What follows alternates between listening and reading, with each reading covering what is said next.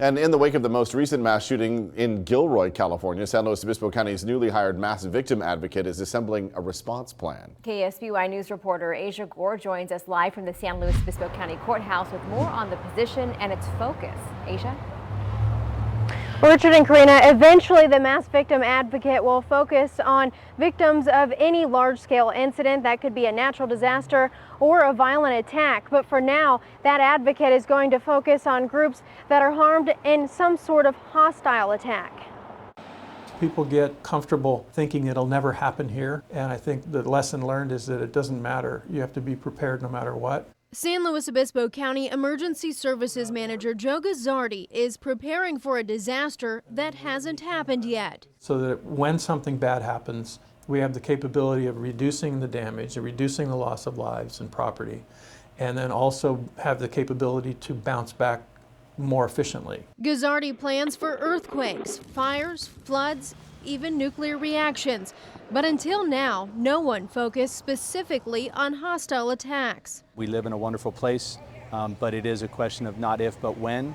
Tim Murphy recently assumed the role of mass victimization advocate. It's a new position within the county, born of recent hostile mass casualty incidents. A crime where 3 or more people are killed, not including the suspect. Like Sunday's deadly shooting in Gilroy, which wounded many survivors physically and emotionally. The quicker we can get victim advocates face to face with these victims, the sooner the healing process will begin for them. As a former Paso Robles police commander, Murphy is taking his nearly 3 decades of experience to another level. As a police officer, my working with a victim ended once the crime was done being investigated. Victim advocates, they pick it up from there and take the victim all the way through the process. Though Murphy and Gazzardi plan with the worst in mind, their goal, one of optimism. For us to be able to coordinate that well can equate to saving lives.